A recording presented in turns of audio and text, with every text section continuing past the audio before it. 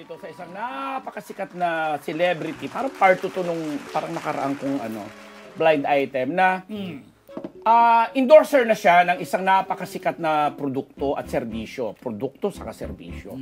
Kaya lang, nung nirenew yata ang kontrata, nung manalo siya ng pagkadami-dami mga kung anik-anik para sa bansa, parang biglang nagising ang mga company owners, di ba? Yung mga bilyonaryo daw na bakit biglang imbis na umangat daw yung produkto at serbisyo nila, bumagsak. May nag-boycott nga yan. Oo, may mga ganun pa. So, imbis daw na i-refer kasi meron yatang ina-arrange yung madmahadera na lagi nangingialam sa kanyang career na inaalok ng isang sikat na food joint o mamili lang kayo kung alin doon sa mga indoor sa mga Bini, ng mga SB19, mga ganon.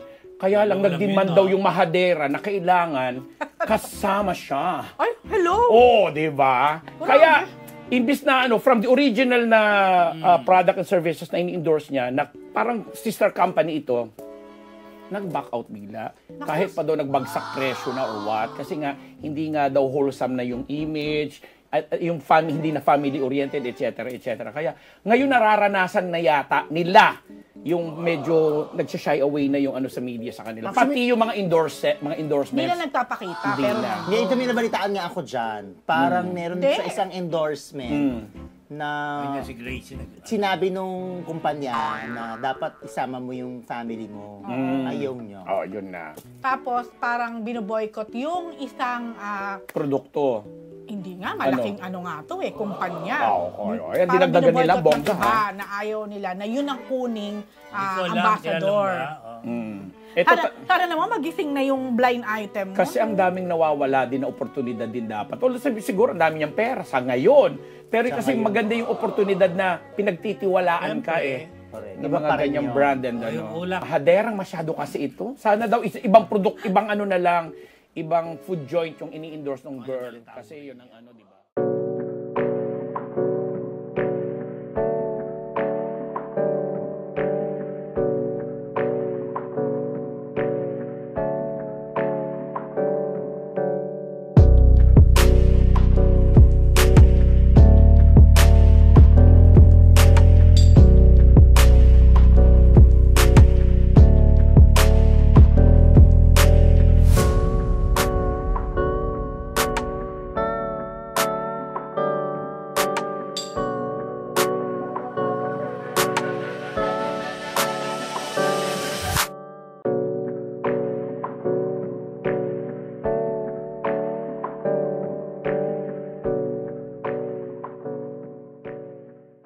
Siya yung nagbigay ng medalyang ginto sa Pilipinas at hindi ikaw, ate. Sabihin na natin na oo, ganyan yung personality niya. Tahimik talagang tao si Carlos Yulo, pero parang hindi naman ata tama na masyado mong tinitake advantage yung katahimikan ng boyfriend mo na parang ikaw na yung nagsasalita palagi sa parte niya. Like nasa tamang edad na ho yan. Alam na ho niyang mag-isip, alam na ho niyang magsalita. Bakit hindi mo hayaang magsalita yung boyfriend mo at hindi ho ikaw palagi yung nagsasalita? Na para bang akala mo, ikaw yung nakapagbigay ng gold medal, gintong medalya, karangalan sa Pilipinas? Like, akala mo talaga siya yung nanalo. Alam mo yun, siya yung nanalo ng gintong medalya para palaging may exposure, parang palaging may sasabihin, para palaging bida.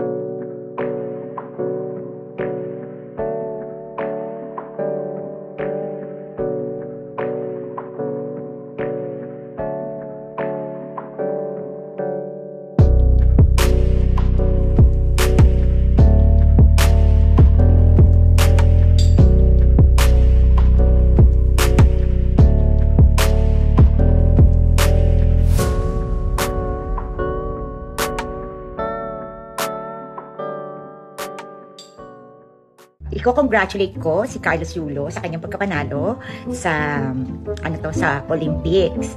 So syempre, hindi naman ako makikialam kasi wala naman akong alam sa mga buhay-buhay nila. Pero ako, opinion lang ako ng konti kasi napanood ko yung yung parang interview niya. Parang na-off ako kasi si Girlie, habang ini-interview si Carlos, yung bata, sandal dito yung baba nung ni ate girl. Buti na lang pabilog si ate girl. Kasi kung ako ang nakaano doon, patay. Sabog yung balikat ni baby boy. Nakakaloka. Buti na lang pabilog siya, hindi siya patulis.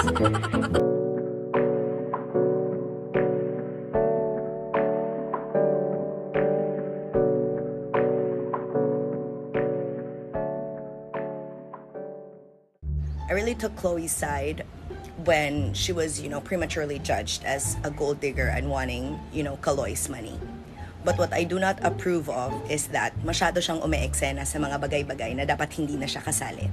While it's cute that she's super supportive of Kaloy, pero may mga bagay na kasi talaga that you should know when to stop and when to not show yourself. Ang away ng pamilya nagsimula dahil hindi ka gusto ng nanay ni Kaloy. Yes, you feel the need and the entitlement na sumagot. Pero mas maganda kasi kung pinapakita mo na hindi mo nalang papatulan kasi may respeto ka pa sa babae kahit man palingkera siya. Nanay pa rin yan ng partner mo. Kung hindi niya niluwal ang partner mo, wala kang partner na ipagmamalaki ngayon. Bilang isang mapagmahal na anak sa magulang, mayroon po ba kayong mensahe kay Carlos? Anong pwede niyong iparating sa kanya? Alam nyo, masarap kasi talaga maging masaya din yung magulang natin. Kasi alam mo, on my own experience kasi, ako dati, nung hindi pa naman ako nakakaluwag-luwag, naawa ko sa nanay ko, tatay ko before, pero hanggang doon na lang. Kasi wala akong pang ano bang support, hanggang awa na lang, wala din naman ako. Pero kasi, di ba, yung mayroon ka ng milyon, tapos hindi naman pwede na yung magulang mo pa yung hihingi ng tawad sa iyo kung mayroon lang. Pero I respect your decision. Pero kung ako lang, magulang is magulang talaga. Ikaw talaga dapat yung magpakumbaba para sa magulang mo. No apologies. I would like to talk about Kaloy Yulo. I'm terribly sorry but I cannot help it anymore. Masyado nang matindi ang tabas ng dila ng batang ito. Hindi ko nakinaya. Hindi po ako sang-ayon. The way he's treating his mother is horrible. Wala po akong pakialam dun sa girlfriend niya, kung sino man yun, Siya bilang anak, hindi dapat nagtatrato ng magulang ng ganyan. Kahit anong sabihin, mali po yun. Yung pagtulong sa magulang ay hindi responsibilidad. Ito po ay galing sa puso ng taong marunong magmahal sa kapwa, kay nanay mo o hindi, pero lalo na kung nanay mo.